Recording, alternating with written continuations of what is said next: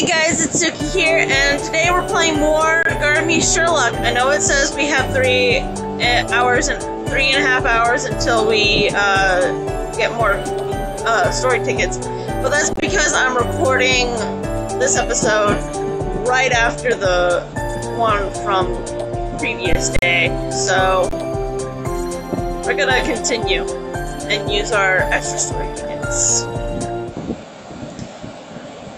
Yes. And as far as you as a person, I wouldn't give up my own bedroom for just anyone. I don't know about other people, but that's how I am, at least. Sherlock. Sherlock is trying to talk to me directly and honestly, so I need to give him a proper response. Sherlock, do you think of me as just a client? Should I stop hoping that I can end up being one of your few friends like George and John are? You said the same thing to John back at Hyde Park, didn't you? Huh? Oh no, he heard us! I think maybe I want to be like you, more than just some client of his. I want to be to Sherlock what you are to him. I want him to know more about me. Once he does, I want him to approve of me. Oh great, he knows. He's talking about what I said to John just before he showed up. Sherlock, were you listening in on us? No, I wasn't listening in. You just happened to say what you did, not realizing that I was right there. There should be a comma there. Maybe so, but still. Also, you just told me yourself now, so I don't see the harm in the fact that I heard you say the same thing earlier this afternoon. He does have a point. Anyway, you really are an odd one, aren't you, Suki? You and John both. There Sherlock goes, calling me odd again. That makes 2 times now. I'm not saying that everyone's opinion of me is accurate, but I'm aware that I'm the type of person that doesn't really get along with the vast majority of people. Most people either dislike me, avoid me, or try to keep me at arm's length. So the idea that someone would like me and actually want to befriend me, to say that you have odd taste would be an understatement. Compliment? Maybe. From him, yes. Sherlock.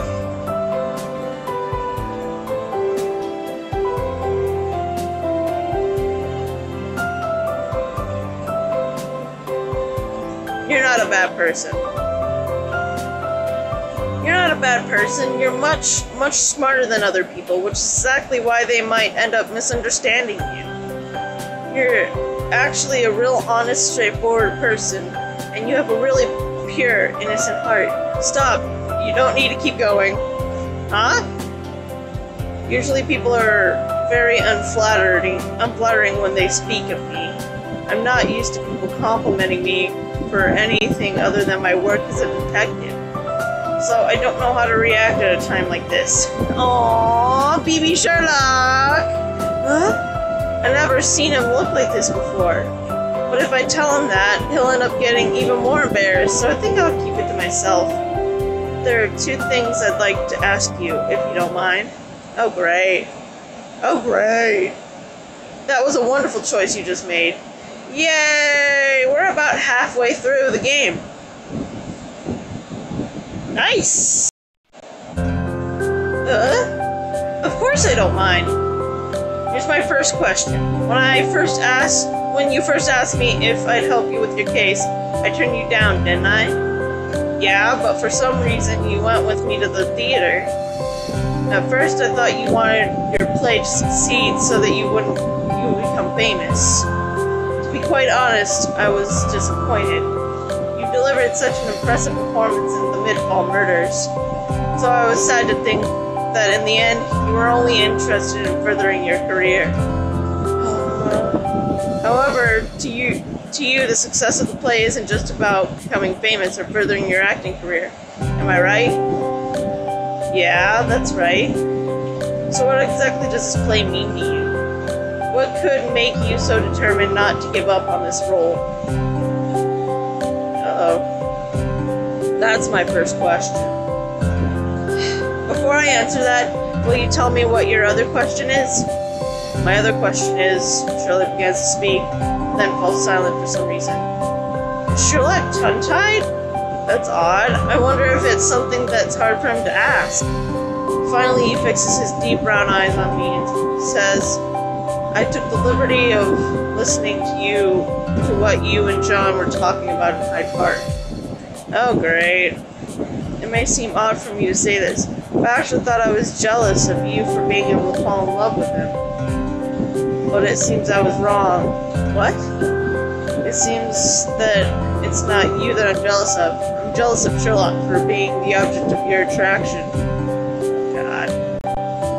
It seems as though John has feelings for you. How do you feel about John? Oh, God! Oh, God!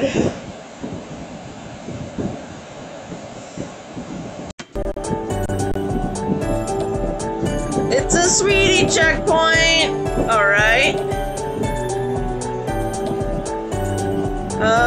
Oh! We barely have enough! Alright. Cleared! Nice. I've been working on the hide and kiss, so, you know. Alright.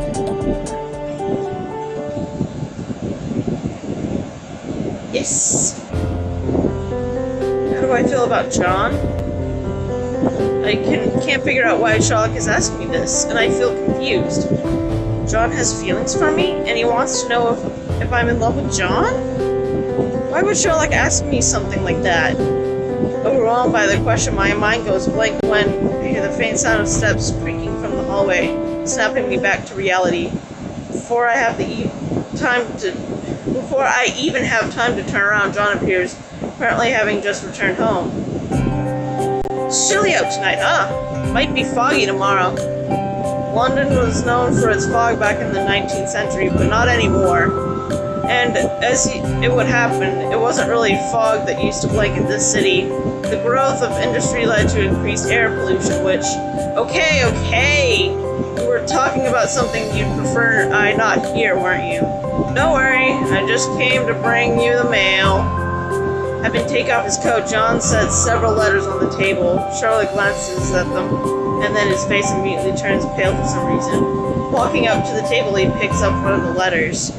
It's here, Suki. Your next message. The second threat. Oh, snap! Are you serious? It looks like your average white envelope. Nothing out of the ordinary. There's no return address. It's the same type of paper as what I found up on the catwalk in the theater. I'm certain of it. Sherlock investigates both sides of the envelope carefully, then cautiously opens using a letter opener. I figured it would be showing up soon, since Edgar quit the play. Still, it's a little old-fashioned sending a threat by mail.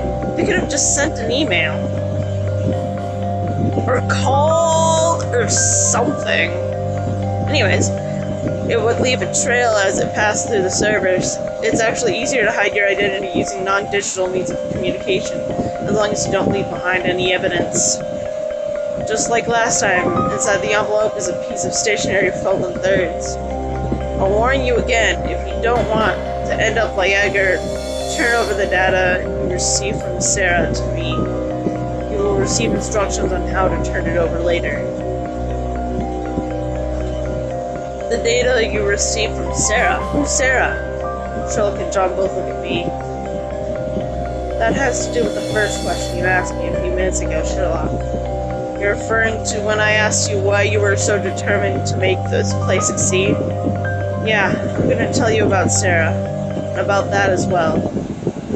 Finally! We get to know who freaking Sarah is! Suki, listen to this! I was picked in the play to play the lead in the production I was telling you about the other day. Really? That's amazing, Sarah. This is the role you said you really wanted to land, isn't it? Congratulations. Thanks. It's all because of the advice you gave me before the audition, Suki. I first met Sarah when we were in the same play together. The two of us were the same age, and we immediately hit it off, becoming good friends. So glad I met you, Suki. You're the first friend I've ever been able to tell anything and everything to. Don't ever stop being my friend, okay? Of course I won't, Sarah. I'll always be there by your side, even when we're old and gray.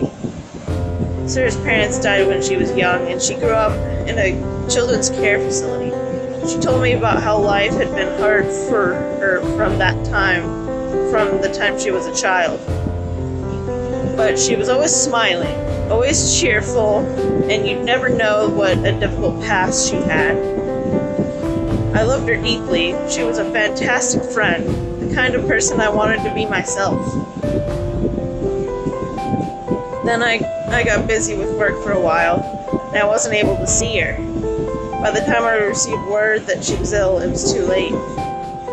She knew we were at the busiest part of our filming schedule for the mid-fall murders, and she didn't want to bother me. She hid the fact that she was sick until the last moment. Please, Suki, take over where I left off, and make sure the play turns out to be a success. What are you talking about, Sarah? You're the lead. No one can do that but you. You're the only friend I can ask to do this. Please do it for me. Sarah! Oh, damn! Shortly after that, she passed away. The director of her play contacted me himself and offered me the part. He told me that he wanted me to take over Sarah's former role, and asked if I would be willing. If Sarah's wish was for me to take over the part, then I want to do that for her. So I accepted. For Sarah. No, for the friendship that we shared. Aww, so sad. So no matter what, I can't quit this play, because that was the last promise I ever made to Sarah. I see. What does this letter mean by the data you received from Sarah?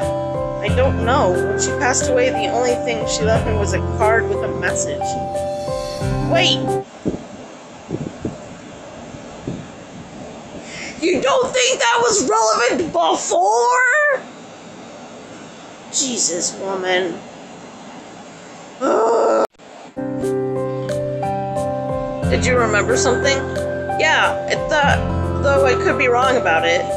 Doesn't matter, tell us what it is.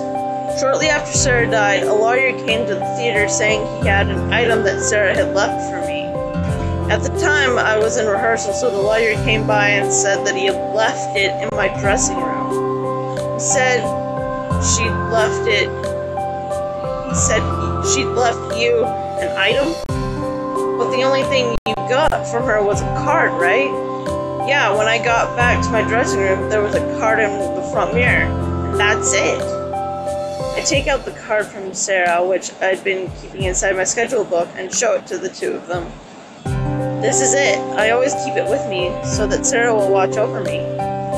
To my dear friend Suki, always remember me when I was happy. I see. Though the lawyer said she had left an item, it turned out to be just a card, which is strange. But there's no doubt this card was from Sarah, so it didn't seem important at the time, but now I think about it, I saw Audrey just before I got back to my dressing room that day. Audrey? Ah, that's the girl who left you those initial threats. The ones where she was bluffing. Yeah, she was coming from the direction of my dressing room.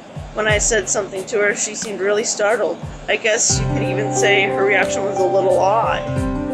When she saw me, she tried to hide a box she was carrying, almost as if she didn't want me to see it. I don't want to believe it, but maybe that box she was holding was the item that Sarah left for you. Yes, she probably tried to steal it out of your dressing room, but she ran into you in the hallway, which is why she was acting so suspicious. You really are far, far too kind to others. Why didn't you question her, find out what she was doing? Well, how was I supposed to know what she'd done? It's not like I saw her take it out of my dressing room, and I didn't know that it was what Sarah had left for me. Also, I never could have imagined that Audrey would actually steal something out of my dressing room, but it's possible that what you never could have imagined did in fact occur. So what do we do now? We can't very well just politely ask Audrey if she wouldn't mind returning the things she stole. Suki, call Audrey right away, question her. Right away? But I can't. After what happened before at the theater, I don't think she'd pick up the phone if she saw I was calling. That won't be a problem. That Sherlock hands me the cell phone. This is Inspector Lestrade's phone. Of course we're gonna use his.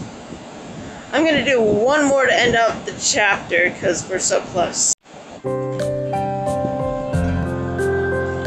Even if she won't answer a call from you, there's a good chance that she'll answer a call from a number that's not on her phone. Try calling her.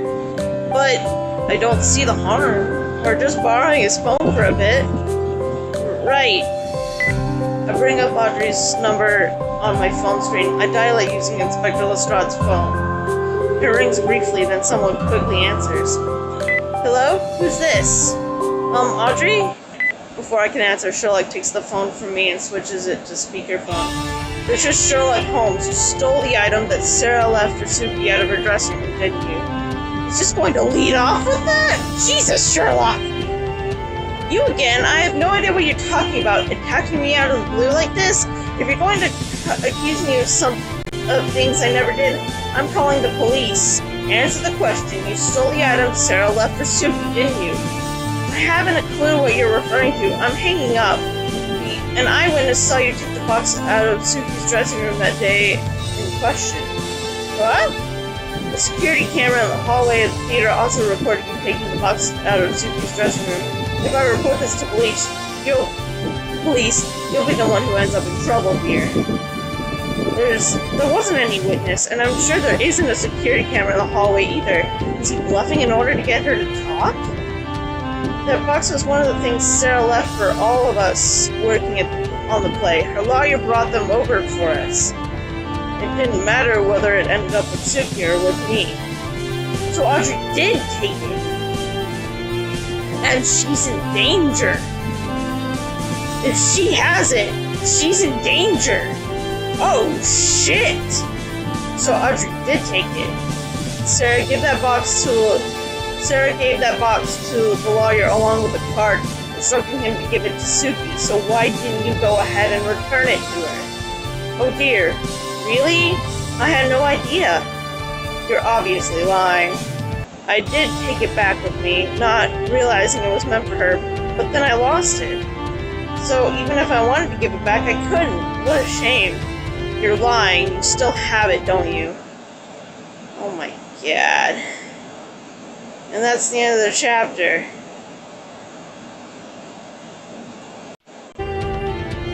One more. I'm really into this. You don't know when to give up, do you? If you don't stop this right now, wait, Audrey, the box is dangerous. Unable to listen in in silence any longer, I speak up into the phone. There are people who are looking for that box. If they find out you have it, they'll come after you. So you've got to give it back. I already told you I lost it. You can't scare me with some made-up story. Audrey! I call her name, but it's no use. She hangs up on us. What do we do now? Try calling her one more time? No, that won't be pointless. She's probably turning off her phone right about now. I wonder if she really did lose that box. Her voice went up in a pitch slightly when she said that she lost it. It has to be a lie. She probably has the box at home. So, what do we do? If we don't get that box back, then Suki will be in danger. To say nothing of Audrey. Not to worry, I have a plan. Of course he does. Sherlock has a confident, unconcerned look on his face. He sits down on his usual couch, begins to chew on a cinnamon stick, seeming as if he doesn't have a care in the world. As he sits there looking very relaxed, John and I look at each other. Sherlock has a plan. I would happen to be the only one who has a bad feeling about this. Would I happen to be the only one who has a bad feeling about this? You've got good instinct, Suki. I'm getting the same feeling.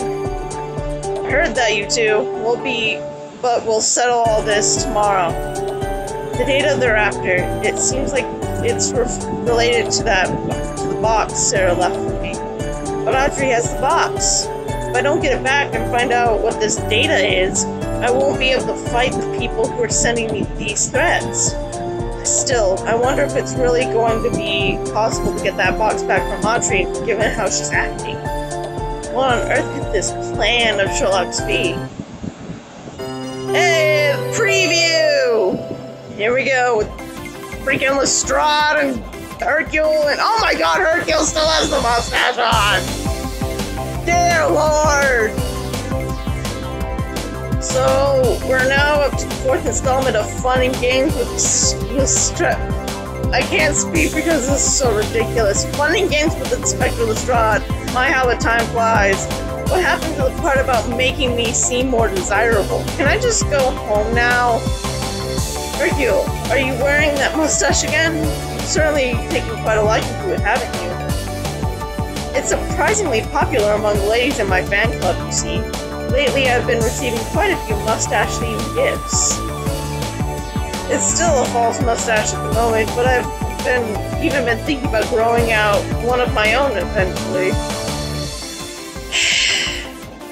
Really? But enough about that. Today, I've come up with a new plan for Inspector Lestrade. Interesting. I'm intrigued, given your excellent judgment when it comes to developing an attractive image. I don't know how you can say he has an excellent judgment when he's sporting that mustache.